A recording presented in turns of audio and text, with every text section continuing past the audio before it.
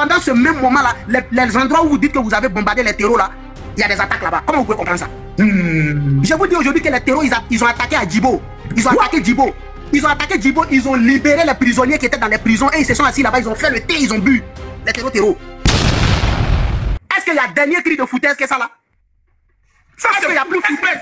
Est-ce qu'il y a plus foutaise qu'à attaquer un camp militaire, hein? Faire fuir tous les militaires, aller à la prison, casser la prison, faire sortir les prisonniers et s'asseoir là-bas encore, faire un thé premier pour boire avant de partir? Il y a plus foutaise que ça? Non. C'est fort. Mais quand on parle de ça, tu vas voir certains Burkinabés dire non, voilà, faut pas dire ça, faut pas faire ça, c'est le pays, c'est rentré ici, c'est sorti ici, tout ça c'est des mensonges. Pourtant, le président, il est venu pour dire qu'il va ramener la sécurité au Burkina. C'était sa priorité, ce n'était pas sur sa propagande, ce n'était pas son image. Monsieur Camille Makosso, je vous dis ici que quand le président du Conseil constitutionnel était en train d'investir Ibrahim Traoré, je me rappelle encore de ses propos. Il a dit à Ibrahim Traoré que ta priorité c'est l'insécurité. Et sache que si tu n'as pas pu faire mieux que tes prédécesseurs, tu as échoué. Waouh! C'est ce que le président du Conseil constitutionnel lui a dit sur nous. Les gars, c'est je veux pas tous les 8000 personnes qui ils ont signalé le live. Attends, ils ont signalé le live. Les amis. Donc, c'est cette stratégie-là qui est mise en place. C'est la raison pour laquelle ils ont fait venir Tania, il est belge, avec l'argent des Burkinabés. Merci beaucoup. Est payé avec l'argent et logé par les Burkinabés qui souvent n'ont pas de logement. Mais c'est grave ça. Mais c'est grave. Oui. Et les autres militaires voient ça, ils ne disent rien. Les colonels, les généraux. Mais pourquoi les autres gradés de l'armée ne parlent pas? Les autres gradés de l'armée, je vais vous dire, eux tous, en fait, ils ont été, en fait, on les a payés, en fait. Tous les grands généraux au Burkina Faso que vous voyez, ce sont des gens qu'ils ont mis dans des grands postes de responsabilité. Donc, tous les messages qui viennent des petits militaires, là, ils prennent ça et ils mettent ça de côté. Parce qu'eux, ils sont déjà bien. Si vous remarquez sur le front, au Burkina Faso, c'est les enfants de moins de 25 ans qui sont au front. Quand vous regardez nos 21 militaires qui ont été arrêtés, qui ont été capturés par les terreaux, quand vous regardez... Combien de militaires ont été capturés? 21 de nos militaires ont été capturés à Futuri. C'est le nom de la localité. 21 militaires. Et celui qui discute ici, j'ai la vidéo avec moi, je peux l'envoyer ça en PV. Je ne discute pas sur ça. 21 de nos soldats ont été capturés par le GENIM. Ils ont fait une vidéo, chacun a donné son numéro matricule, chacun a donné son nom, chacun a donné la région d'où il provient. Mais ils ont préféré ici rejeter tout ça en bloc pour dire que non, c'est la propagande des terreaux. Alors que les familles même des militaires ici même sont sortis faire des témoignages pour dire que c'est leurs enfants. Et malgré tout ça, on nous dit non, ce ne sont pas nos militaires. Parce que tout simplement, dire que c'est nos militaires, c'est dire que Ibrahim Traoré a failli. Voilà. Donc comme ils ne veulent pas ça, il faut tout rejeter en bloc. Mais j'aurais appris qu'il y a des militaires dans le temps qui ont été arrêtés pour tentative de coup d'État. Est-ce que c'est vrai? Oui, effectivement, il y a des militaires qui ont été arrêtés. Parce que ça, c'est tous les jours. Hein. Voilà, ça, c'est tous les jours qu'on arrête comme ça les militaires. Parce que Ibrahim, je vous dis une chose, le général. Ibrahim Traoré, aujourd'hui, quand tu commences à être aimé par les troupes sur le terrain, tu deviens une menace pour Ibrahim Traoré. Ah bon? Parce que pour lui, le fait que tu es aimé par les troupes, ça va t'amener un jour à venir le descendre. Donc, une fois que tu es aimé par les troupes, par les enfants qui sont sur le terrain, dis-toi que tu deviens une cible pour Ibrahim Traoré. C'est la pose de première pierre, je ne sais pas trop là. On a vu devant tout le monde entier des soldats russes avec le drapeau russe à l'épaule. On a vu ça. Ça, c'est pas quelque chose que je discute avec quelqu'un. Tout le monde a vu ça. Et aujourd'hui où je vous parle, il y a des sources qui affirment que les mercenaires russes sont en train, ils ont commencé maintenant à mener le combat sur le terrain avec les soldats burkinabés. Il y a des sources qui l'affirment. Il y a des sources qui l'affirment aujourd'hui qu'il y a des soldats russes qui commencent à aller maintenant sur le terrain. Parce qu'ils savent que sur le terrain, c'est gâté. Je vous dis qu'avant qu'Ibrahim Traoré n'arrive, il n'y avait aucun terreau au Burkina Faso qui pouvait venir nous attaquer la journée. Ça n'existait pas. Ah bon? Les attaques c'était la nuit ou bien soit très tôt le matin. Mais aujourd'hui, je vous dis là, à 14h même, on vient attaquer un camp. À 14h. Un camp? Un camp. Où il y a des militaires? Mais les 21 soldats dont je vous parle ici là, mais c'est un camp qu'ils ont attaqué et puis on les a capturés. On attaque nos camps en pleine journée, je vous dis. Et quand vous regardez aujourd'hui, quand les terreaux font leurs vidéos, mais ils ne se voient plus le visage. Ils font les vidéos à visage découvert parce que maintenant, ils sont rassurés. Ils ont la force. Donc maintenant, ils font les vidéos même à visage découvert. Wow. Mais personne n'en parle. Personne n'en parle. Il y a combien... Moi, je vous dis ici que des activistes même qui soutiennent Ibrahim Traoré au Burkina Faso ont été enlevés parce qu'ils ont dit que dans les localités, ça ne va pas. Ah bon? Oui. Des activistes même qui soutiennent Ibrahim Traoré, même quand tu dénonces les attaques et tout, on t'enlève. Waouh. Parce que pour lui, il faut toujours sortir pour faire la propagande. Il faut toujours sortir pour lui l'acclamer. Quand vous regardez aujourd'hui, tous nos soldats, le monde entier doit entendre ça. Tous nos soldats gradés aujourd'hui, où je vous parle, tous nos soldats gradés, mais ils sont à Ouagadougou, ils sont en train de faire façon Mebo. Et tous sont devenus des businessmen, des boucanciers. Ils sont devenus des businessmen. C'est des coins d'élevage, c'est façon Mebo, c'est des citernes, c'est des business comme ça, c'est dans ça, ils sont aujourd'hui. Voilà pourquoi aujourd'hui la chaîne de commandement même est détruite. Parce que sur le terrain, oui, la chaîne de commandement même est détruite. Parce que sur le terrain aujourd'hui, c'est les enfants de rien du tout qui sont sur le terrain. Comment quelqu'un finit sa formation automatiquement? Vous m'en direz ce qui se passe. Donc le monsieur est dans une propagande. Et ça, il faut que tous les Africains le sachent aujourd'hui une fois pour de bon. Le monsieur est dans une propagande qui ne dit pas son nom. Comment toi tu peux venir et toi tu veux t'illustrer en Thomas Sankara? Au moment où Sankara était là, il n'y avait pas terreau au Burkina Faso. Mais comment toi, en tant qu'être humain, tu arrives, au lieu d'envoyer toi-même tes idées, tu dis non que tu es dans la démarche de Sankara. Ça veut dire quoi tout ça? Ça veut dire quoi? Donc comprenez que Ibrahim Traoré ici, lui là, il n'est pas venu ici pour libérer les Burkinabés. Moi je vous dis que si le Burkina Faso est en paix aujourd'hui, même ne serait-ce qu'une seule semaine, Ibrahim Traoré ne peut pas gérer ce pays-là. Parce que tout le monde saura qu'il n'a pas la capacité. Mais il faut un Burkina morcelé. Il faut un Burkina en guerre à tout moment pour que lui puisse être là. Donc la théorie du chaos, régner dans le chaos. Merci beaucoup. Et encore, je vais ajouter ici, il va encore ajouter un truc. Sors par là parce que je suis en train de préparer un grand live le mercredi de la semaine prochaine sur le bilan d'Ibrahim Traoré. En acte ou réalité. Je vais avoir ce débat-là. Et toi, tu merci beaucoup. Ok, merci beaucoup. En fait, ce que je voulais dire ici, je veux faire comprendre à tout le monde ici que Ibrahim Traoré a tout mis en place pour que même, c'est-à-dire, les terreaux même ne quittent pas le Burkina Faso. Il a tout mis en place. Parce que le truc, c'est quoi? Quand vous allez à des assises et vous dites au président, bon, nous, on te donne 5 ans.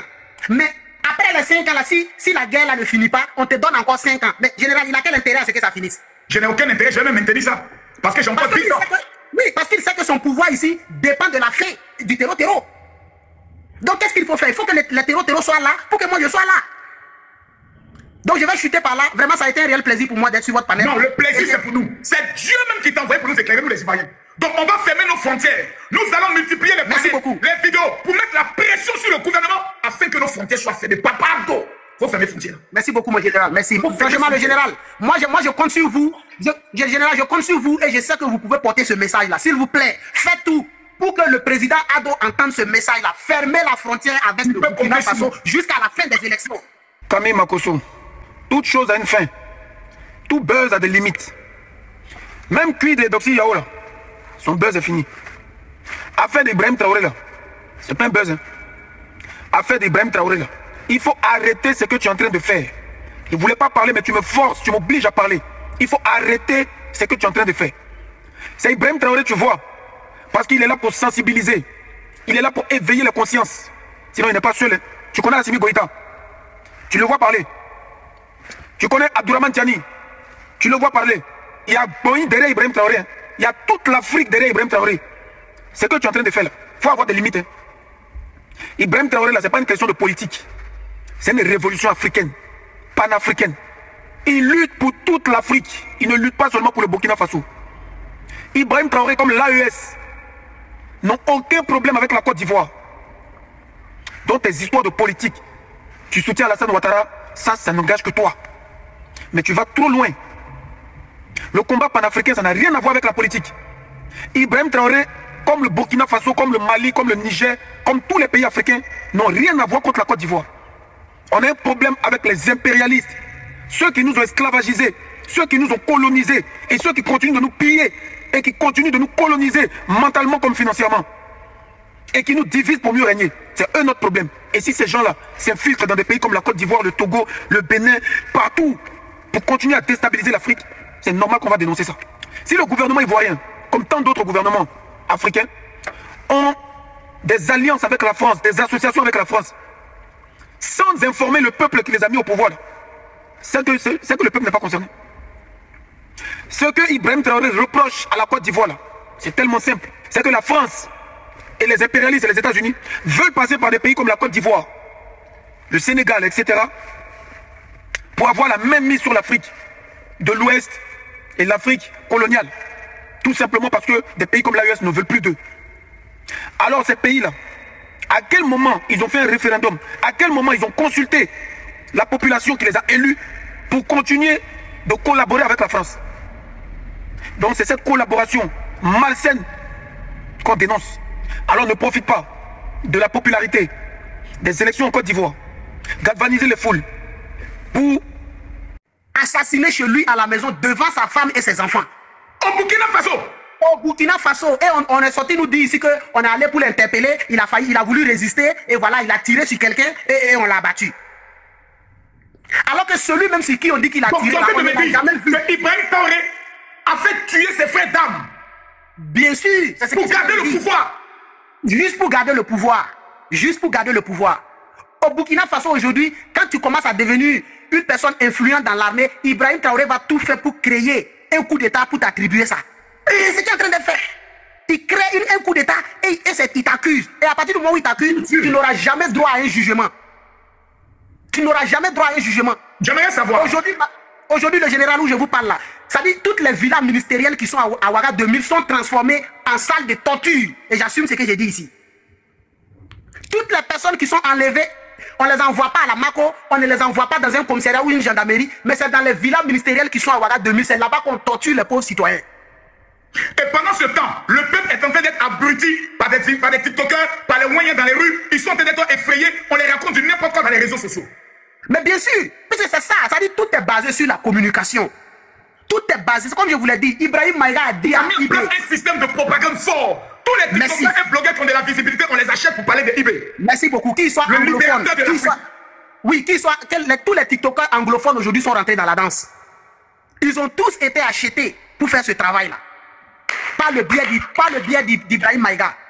Parce que Ibrahim Maïga, comme je vous l'ai dit ici, il a fait comprendre à Ibrahim Traoré que non, il faut faire laver ton image. C'est-à-dire que les stratégies pour libérer le pays, là, c'est pas trop important. Il faut te faire aimer. C'est ça qui est plus important. Pour cela, Ibrahim Maïga, du fait qu'il vit aux États-Unis, il a contacté beaucoup de youtubeurs là-bas pour les payer pour faire la propagande. Parce qu'on a vu des vidéos des Américains, des Jamaïcains, tout ça. Ouais. C'est la marmaille avec l'argent des Burkinabés. Pendant que les Burkinabés meurent, pendant que les soldats meurent, Ibrahim Traoré est en train de défendre son image. C'est ça le travail qui est en train d'être fait. J'aimerais savoir une chose. On aurait appris que dans la sécurité du président Ibrahim Traoré, il y a des Russes. Est-ce que ça c'est vrai? Donc déjà... Burkinabé, écoutez votre président. Hein. Burkinabé, c'est le président qui vous parle. Il dit c'est vous-même qui avez créé la situation des terroristes. Ce n'est pas la Côte d'Ivoire. Ce n'est pas la Côte d'Ivoire, ce n'est pas la France, ce n'est pas les États-Unis. Ce n'est pas la communauté internationale. Il dit c'est vous. C'est nous on a créé, on continue. Il faut qu'on se dise cette vérité. Oui. On a tout fait pour abandonner certains peuples. Il a dit on a tout fait pour abandonner certains peuples. Donc il y a un peuple au Burkina qui a été abandonné. Marcos, oui. Point d'interrogation. Quel est le peuple qui a été abandonné? Je vais écrire ça quelque part, on met point d'interrogation. On va essayer de réfléchir après. Donc il y a un peuple. Ibrahim Traoré nous dit qu'il y a un peuple qui a été abandonné au Burkina Faso. Il a été abandonné. Là, quand je finis, je fais le montage, je fais la diffusion sur Facebook. Il y a un courrier à vous. Voilà. Donc il y a un peuple au Burkina qui a été abandonné selon Ibrahim Traoré. Quel est ce peuple-là? On va aller chercher ce peuple-là. À cause de nos intérêts égoïstes. D'accord. On pense qu'à nous. Comme jusqu'aujourd'hui, on voit les gens meurent ailleurs, mais à Ouagadougou, on fait la fête. Voilà un point intéressant encore. On pense qu'à nous. Comme aujourd'hui, les gens meurent ailleurs, mais à Ouagadougou, les gens font la fête. Donc, les moyens sont dans les rues. Voilà. Les TikTokers font les vidéos. Les gens dansent, mais les gens meurent ailleurs. On va ramener cette question à la mort, bravo. On va savoir, est-ce qu'aujourd'hui, les gens meurent ailleurs et qu'à Ouagadougou, on fait la fête? Qu'est-ce qui pousse Ibrahim Traoré à jouer au football? Est-ce que faire la fête, c'est de jouer au football? Est-ce que faire la fête, c'est de s'asseoir à Ouagadougou, de manger les poulets flambés? Est-ce que faire la fête, c'est d'envoyer des cyberactivités que Tanya Bago connaît à Ouagadougou, sachant qu'au niveau de Kantiari, Mansilla, Bassanogo, Garan, il y a des attaques qui se perpétrent tous les jours et que les gens meurent. Hier, Dibo s'est fait attaquer encore. Les gens sont à Ouagadougou. Dibo s'est fait attaquer hier. Oui. Hier, Dibo s'est fait attaquer. Hier. Le bilan, il est énorme. Mais les gens font la fête toujours à Ouagadougou. Attends, pause. Tu nous dis que hier, il y a eu attaque à Dibo, Makoso. Le bilan, les terroristes ont revendiqué qu'ils ont attaqué 2 postes de militaires. Ils ont récupéré des hommes, donc ils ont pris des gens en otage, ils ont déjà des personnes, ils ont récupéré du matériel. Ça a été revendiqué, et c'est là, sachant que le groupe des États-Unis passe son temps à faire des lives sur toi, à parler de la Côte d'Ivoire. C'est Ibrahim Maïga, que j'appelle le groupe des États-Unis. Donc déjà, on va se poser la question, si les gens meurent ailleurs... Vous voyez, moi je me devant les morts qui ont eu lieu hier. Lors d'un live brûlant, diffusé un soir où des milliers d'internautes s'étaient connectés pour écouter ses propos, Makoso, l'influenceur ivoirien, s'est encore une fois imposé comme un personnage au ton acerbe et aux mots tranchants. Connu pour ses prises de position parfois violentes, souvent théâtrales, il ne mâche pas ses mots. Ce soir-là, son regard brillait d'un éclat particulier, comme s'il préparait un coup bien plus grand qu'un simple live d'opinion.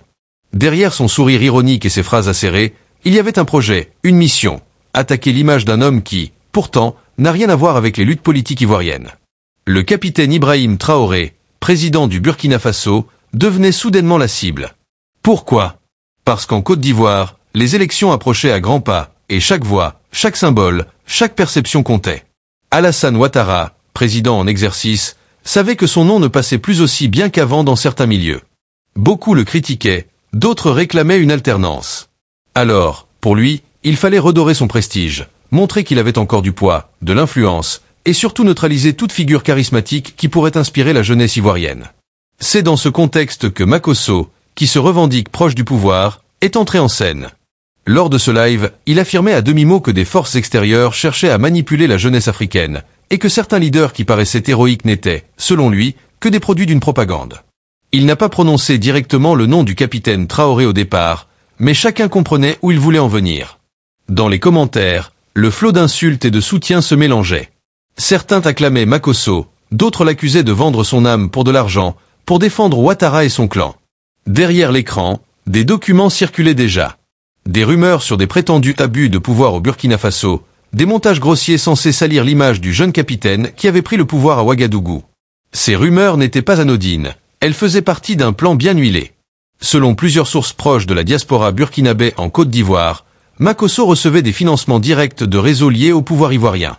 L'objectif était simple, créer du bruit, répéter assez de fois des mensonges pour que certains commencent à les croire, puis utiliser ce climat de suspicion pour montrer Ouattara comme le seul dirigeant fiable dans la sous-région. Mais le peuple n'était pas dupe. Dans les rues d'Abidjan, dans les quartiers populaires comme dans les salons feutrés, les discussions allaient bon train. Beaucoup se demandaient, pourquoi s'attaquer à Ibrahim Traoré? Pourquoi cibler un homme qui n'est même pas candidat aux élections ivoiriennes? La réponse semblait évidente. Traoré incarnait une image de rupture, de courage, un souffle de jeunesse dans un continent trop souvent gouverné par des hommes accrochés au pouvoir depuis des décennies. Même hors de ses frontières, son aura dérangeait. Makosso, lui, continuait son spectacle. Il brandissait des exemples, des anecdotes, il exagérait les faits, et chaque phrase qu'il lançait semblait avoir un double sens. Derrière les caméras, ceux qui l'écoutaient savaient, il ne parlait pas que pour lui. Il parlait pour un camp, un clan, un projet politique plus vaste. Son rôle était celui d'un soldat médiatique, un mercenaire de l'opinion, prêt à tout pour affaiblir symboliquement Ibrahim Traoré, afin que l'image d'Alassane Ouattara ressorte plus forte, plus respectable, presque héroïque. Cependant, sur les réseaux sociaux, la riposte ne s'est pas fait attendre. De nombreux jeunes burkinabés vivant en Côte d'Ivoire, mais aussi des Ivoiriens eux-mêmes, ont commencé à poster des vidéos dénonçant les propos de Makosso. Certains rappelaient que la jeunesse africaine en avait assez de ces manipulations, assez de voir les leaders politiques utiliser les influenceurs comme instruments pour détruire les symboles d'espoir. D'autres allaient plus loin, accusant Ouattara de craindre l'émergence d'une nouvelle génération de dirigeants capables de remettre en question son héritage politique. Le climat devenait tendu. Chaque jour, de nouveaux lives, de nouvelles vidéos s'ajoutaient à la polémique. Les partisans de Makosso affirmaient qu'il disait la vérité, qu'il osait dévoiler ce que d'autres taisaient. Ses opposants, eux, le voyaient comme un clown manipulé, un homme sans colonne vertébrale vendu pour de l'argent et de la reconnaissance auprès du pouvoir. Et dans ce vacarme, une question revenait sans cesse. Jusqu'où étaient prêts à aller ces influenceurs pour protéger les intérêts de leurs parrains politiques? Allait-il inventer de faux scandales, salir des familles, inventer des histoires d'assassinats imaginaires? Allait-il transformer les réseaux sociaux en véritables champs de bataille politique, où la vérité ne comptait plus, mais seulement le bruit et la confusion? Ce soir-là, alors que Makosso continuait son show, on pouvait sentir une fissure dans son discours. Derrière ces attaques répétées, il y avait comme une nervosité. Car lui-même savait que le peuple n'était pas totalement manipulable. Il savait que, malgré ses efforts, une partie de la jeunesse voyait clair dans ce jeu. Et cette jeunesse-là, connectée, instruite, révoltée, n'était pas prête à se laisser berner. Les jours suivants, la polémique enflamma encore plus les réseaux. On ne parlait presque plus d'autre chose. Dans les quartiers populaires d'Abidjan, les maquis, les taxis-brousses, jusque dans les salons feutrés de Cocody, le nom de Makosso revenait, mais pas seulement le sien. Car derrière lui, c'était toute une stratégie qui se dévoilait. L'influenceur, avec sa verve et ses mots parfois crus, n'était qu'un pion dans une partie bien plus grande, une partie où le pouvoir ivoirien tentait de manipuler les perceptions, d'écrire une histoire qui ne correspondait pas à la réalité. Des vidéos, soigneusement montées, commençaient à circuler. Certaines montraient des images d'archives déformées, des titres sensationnels prétendant qu'Ibrahim Traoré avait ordonné des arrestations arbitraires ou pire encore, des exécutions. Mais chaque fois qu'on creusait un peu, les preuves manquaient. Des internautes passionnés prenaient le temps de démonter ces mensonges, image par image, document par document. On voyait des jeunes qui, au lieu de se laisser entraîner dans le flot de la désinformation, prenaient la peine de vérifier, de comparer, de dénoncer. C'est cela qui inquiétait le plus le clan Ouattara. La jeunesse africaine n'était plus la même qu'avant. Internet avait changé la donne. Jadis, un discours officiel suffisait à imposer une vérité. Aujourd'hui, une seule vidéo d'un étudiant déterminé pouvait mettre à nu les contradictions d'un ministre ou la manipulation d'un propagandiste. Le pouvoir ivoirien le savait, et c'est pour cela qu'il s'appuyait sur des figures comme Makosso, des visages populaires, capables de toucher des foules par leur charisme, leur théâtralité, leur proximité apparente avec le peuple. Mais cette fois, la stratégie se retournait peu à peu contre eux. Car à force de vouloir insister sur les défauts supposés du capitaine Traoré, il ne faisait que renforcer sa notoriété. Dans les rues d'Abidjan, des jeunes qui jusque-là n'avaient pas forcément suivi de près l'actualité burkinabé se mettaient à s'y intéresser. Qui est donc ce Traoré qu'on attaque autant ? Demandait-il. Et en cherchant, il découvrait un visage jeune, un discours de souveraineté, une image d'intégrité qui contrastait fortement avec les querelles de succession ivoirienne. Pendant ce temps, Makosso continuait d'organiser ses directs. Chaque soir, des milliers de spectateurs l'écoutaient, certains par conviction, d'autres par simple curiosité, d'autres encore pour le contredire en direct dans les commentaires.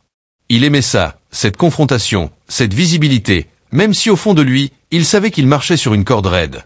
Car plus il parlait, plus il éveillait de soupçons. Plusieurs journalistes commençaient à s'intéresser aux liens financiers entre lui et certains réseaux proches du palais présidentiel. Des rumeurs de contrats secrets, de virements bancaires, de promesses de marché circulaient. Et puis, il y avait cette question lancinante. Pourquoi un influenceur ivoirien se donnerait-il tant de mal pour s'acharner sur un président étranger, si ce n'est pas parce qu'il en recevait l'ordre ? Même ses propres fans, parfois, semblaient perdus. Dans les commentaires, certains lui demandaient « Pasteur, tu nous parles de la Côte d'Ivoire ou du Burkina ? Tu travailles pour qui finalement ?» Ce genre de questions le mettait mal à l'aise, et on pouvait sentir son irritation croître, même derrière son sourire forcé. Ce qui est certain, c'est que ce plan n'était pas improvisé. Derrière, il y avait une stratégie électorale, une tentative de diversion. Alassane Ouattara et son camp savaient que leur bilan divisait. Alors, quoi de mieux que de détourner l'attention vers un autre leader, un leader qui, par son aura, devenait presque une menace symbolique. Si l'on réussissait à salir Ibrahim Traoré, à le présenter comme un dictateur en devenir, alors Ouattara apparaîtrait, par contraste, comme le moindre mal, le dirigeant stable et sage face à la turbulence d'une nouvelle génération jugée imprévisible. Mais ce calcul avait ses failles. Car le peuple, de plus en plus éveillé, savait distinguer les manipulations grossières. Les familles, les jeunes diplômés, les ouvriers, tous ressentaient une fatigue immense face à ces jeux politiques. Et Ibrahim Traoré, qu'on le veuille ou non, représentait pour beaucoup un souffle d'air frais, une idée que les choses pouvaient être différentes, que la politique pouvait appartenir à une jeunesse déterminée à rompre avec les compromissions. Alors, chaque fois que Makosso ouvrait la bouche pour attaquer, c'était paradoxalement comme s'il faisait la publicité du capitaine burkinabé. La curiosité grandissait. Les comparaisons naissaient. Et plus les gens comparaient, plus le fossé entre Ouattara et Traoré devenait visible. Dans les coulisses, certains conseillers du pouvoir ivoirien commençaient à s'inquiéter. Les campagnes de dénigrement, au lieu de fragiliser l'adversaire, risquaient de donner un coup de projecteur encore plus grand à sa cause. Mais la machine était déjà lancée. Les influenceurs étaient mobilisés, les budgets avaient été débloqués, et il était trop tard pour reculer. Dans ce tumulte, une vérité éclatait aux yeux de tous. Ce n'était pas seulement une bataille électorale ivoirienne, c'était une bataille pour l'image, pour l'influence, pour le récit qui dominerait en Afrique de l'Ouest. D'un côté, un vieux système accroché au pouvoir, utilisant tous les leviers médiatiques pour se maintenir. De l'autre, un souffle nouveau, une jeunesse qui cherchait à se reconnaître dans des figures différentes, plus proches de ses aspirations. Ce soir-là encore, dans un live particulièrement suivi, Makosso lança une nouvelle attaque, accusant sans preuve Ibrahim Traoré d'avoir orchestré des disparitions mystérieuses. Mais cette fois, la réaction fut immédiate. Des milliers de commentaires inondèrent la vidéo, exigeant des preuves, dénonçant la manipulation. Certains internautes sortirent même des extraits de ses anciens discours contradictoires pour montrer son hypocrisie. L'ambiance vira au chaos. Makosso, débordé, tenta de garder la maîtrise, mais sa voix trahissait une certaine fébrilité. Ce fut le signe que la bataille médiatique prenait une autre tournure. Car désormais, le doute ne planait plus seulement sur Ibrahim Traoré. Il planait aussi sur Makosso lui-même. Et plus largement, sur ceux qui le soutenaient dans l'ombre.